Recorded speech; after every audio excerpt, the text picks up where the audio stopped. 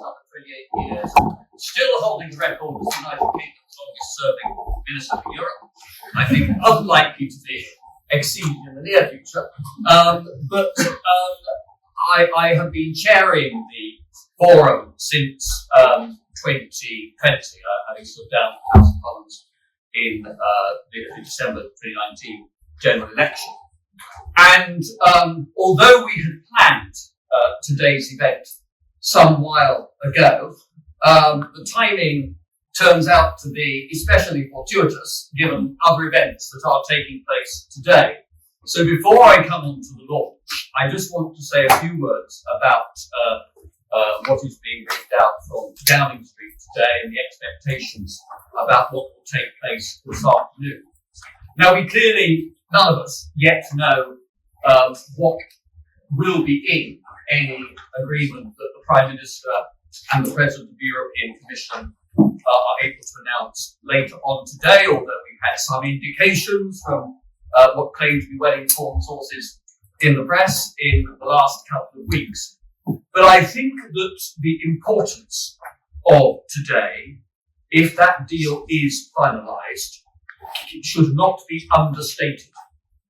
It is important in terms of the protocol itself, the implementation of which and the constitutional and political significance thereof has frankly poisoned the relationship between this country and the European Union ever since we enacted the withdrawal legislation at the end of 2019 and beginning of 2020. So it's good for that reason. It promises to bring some practical assistance to businesses and consumers in Northern Ireland who have had various problems, and leave Northern Ireland with, frankly, what is an enviable commercial position of being able to trade pretty much freely, both with the European single market and with the United Kingdom single market. There is no other nation or region anywhere in the continent of Europe that has that double advantage that Northern Ireland will get, assuming that this deal is finalised later today. It also seems as if there will be a greater role for the elected representatives of Northern Ireland in the application of the protocol, and in particular as regards the addition or amendment of regulations in the future. Now we get to see what mechanism would be involved, but I think this can only be good news for politics in Northern Ireland, in a place where people are still having to work very hard to maintain a political process in a society which was fractured by a terrorist conflict and by very large numbers of deaths and injuries for far too long, during many decades of the last century. So I think it's good news for politics in Northern Ireland. It's also good news for the United Kingdom as a whole and our relations with the European Union. The events of 2022 have marked a wake-up call for every democracy in Europe. Many fond illusions, complacent assumptions have been shattered. Most obviously, we have seen Putin's aggression in Ukraine and his attempt unilaterally to reset internationally recognized boundaries and to break the approach that has dominated European politics since 1945 and since 1990, that we stand by an international rules-based order. Putin instead is trying to assert that international affairs can be determined on the basis of might is right. Who has the most power should get their own way.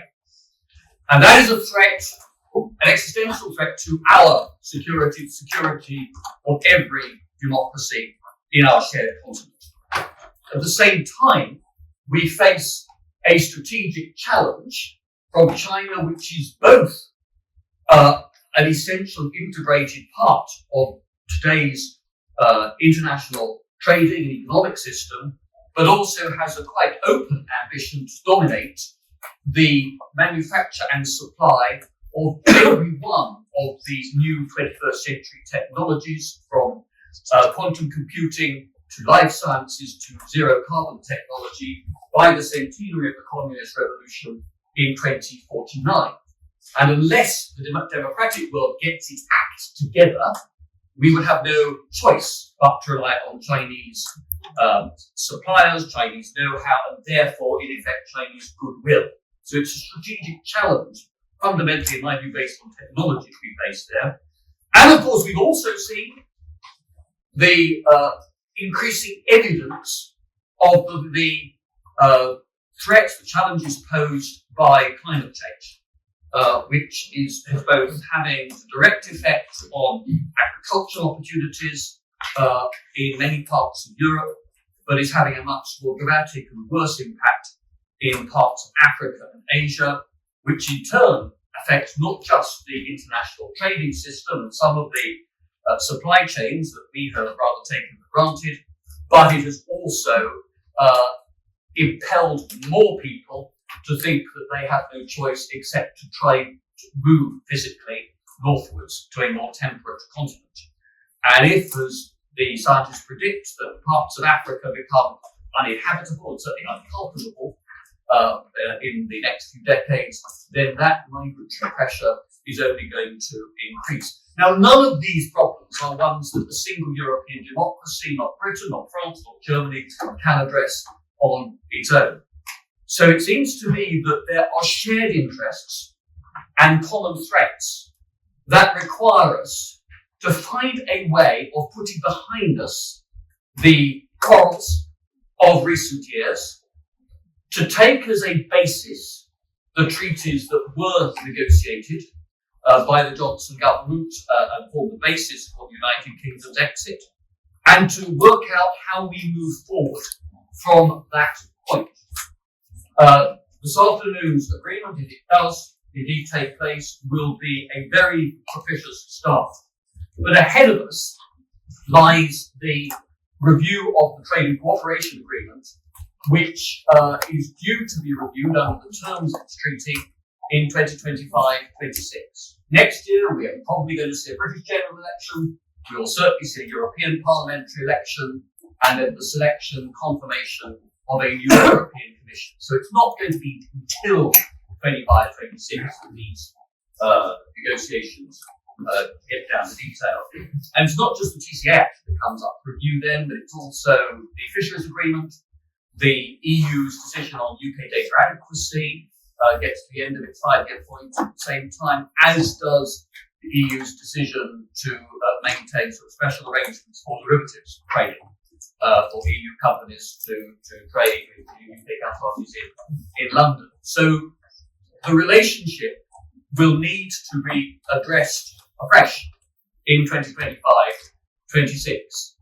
And what the Conservative European Forum is seeking to do in launching today this review of an investigation into the Trade and Cooperation Agreement is to identify where there might be opportunities to improve that relationship to the advantage of the prosperity and the security of the people of the United Kingdom.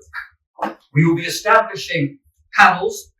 The identity of members we will announce in the next few weeks, but they will be composed of Conservative parliamentarians from both houses of Parliament.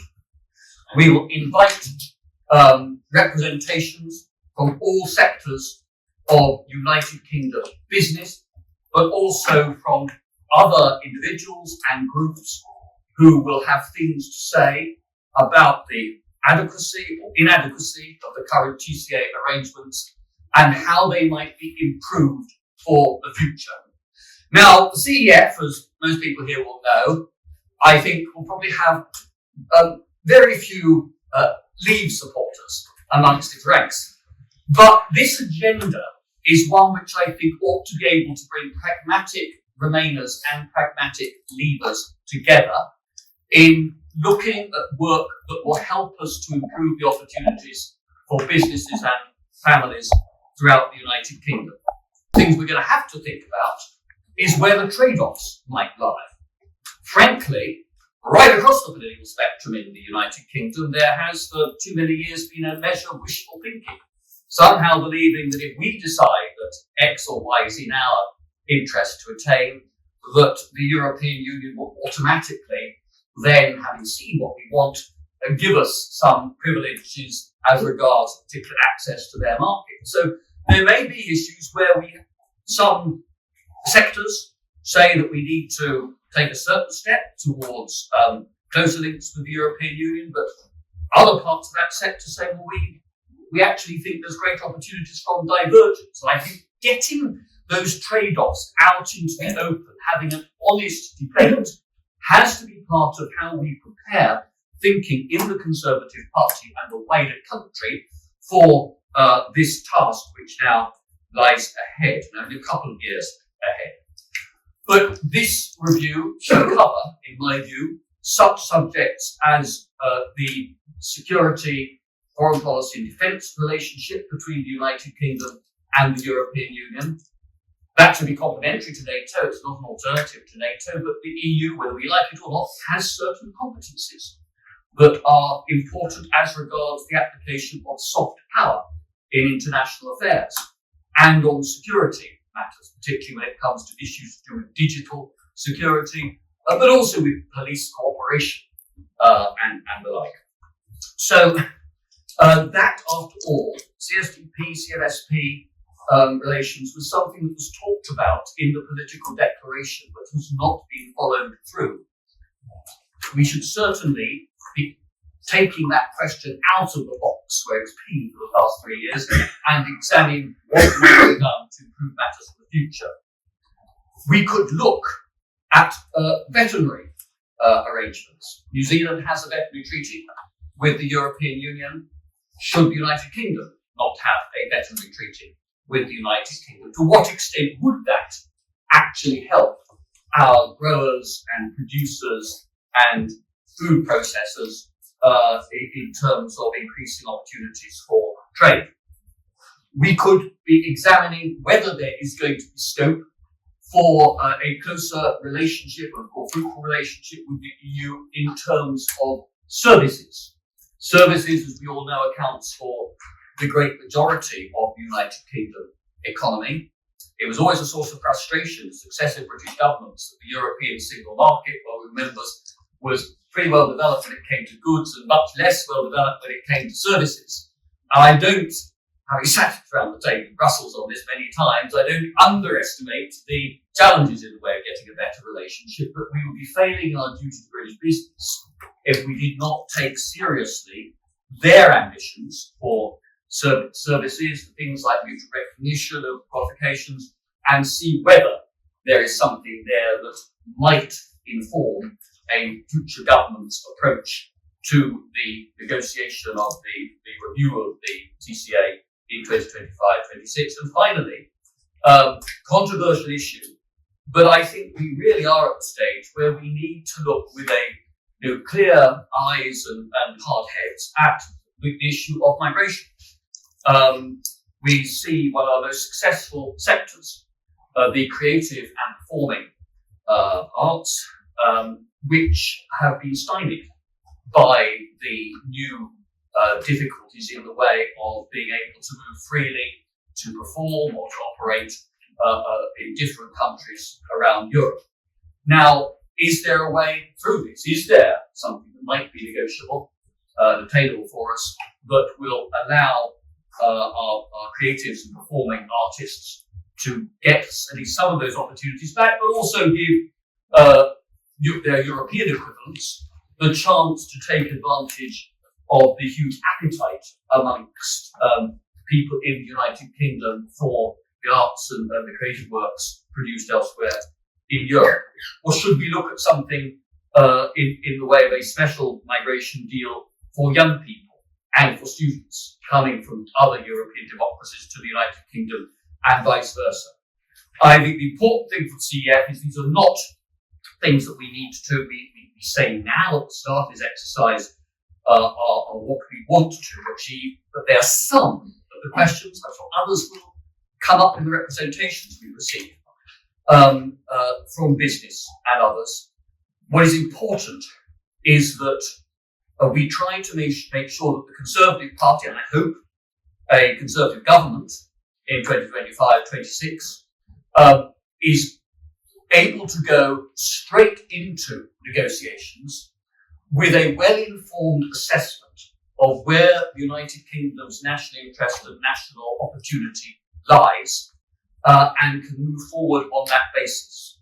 And our objective as a Conservative European force is to contribute to that thinking and to help try to shape and influence that policy in the interest of everybody in the United Kingdom. I'm going to hand over to our Deputy Chairman, Steve Hammond, MP. Thank you, David. I think I see in the audience a representative from UK Music today. And if he was standing up here, he'd say that the cover version of any song is always worse than the original. So I intend not to be repetitious because I suspect it would be, and two, it wouldn't be as good as the original. But let me just say four very quick things, if I may. Firstly, when David became chairman of the CEF back in June 2020, he asked me to be deputy chairman. And we had a very clear point and a very clear purpose, we said to all the members, which is, if we are to be relevant, we have to look forward, not backward. And we have to make sure that we are addressing the world as it is, not as we'd like it to be. And I think that is extraordinarily important in looking at how we are approaching this particular review of the TCA. David has already made the point several times that over the last 2 or 3 years, in numerous of our meetings, we've had representatives from business speak to us and talk to us about some of the real problems that the TCA and the current arrangements mean that they face. I think that everybody in this room would agree that the TCA was a necessary precursor to a step forward. It was base camp. It was never intended to be the final article. It was always supposed to be a basis from which we would hope, other circumstances being right, and therefore today, as David has already said, is so important. And I would hope that any current member of Parliament considers very carefully what is put before us this evening, because I suspect the Prime Minister's statement will outlay something which is in the interests of not only business, but actually our much wider interest for the United Kingdom and the furtherance of our relationships with our next door neighbours, the European Union and Europe as a whole. And I think it will, as I think a number of us in this room recognise, unlock another whole chapter of opportunities we might not have otherwise faced. The whole point about this review, as I say, is it started on the basis of a number of business speak to us, as has already been pointed out last year, showed the world that a pandemic, a war in Ukraine, and a worldwide inflation push means that many problems are not confined to one country. And if we have mutual problems, we should have some shared solutions in the interest of all of our citizens. The whole point about this review is that, as David said, it's supposed to be practical, it's supposed to be solutions-based, and it is supposed to be ready, and will be ready for Christmas this year, so that when we start to think about the review in 2025, there are issues and solutions that the Conservative Party will have considered and can form, we hope, on the basis of our manifesto commitment. I could go on. You don't want to hear that, as I said. You've already heard David's introduction, which I would set out the case and the perspective extraordinarily well. But David and I are now both available to take any questions you may have.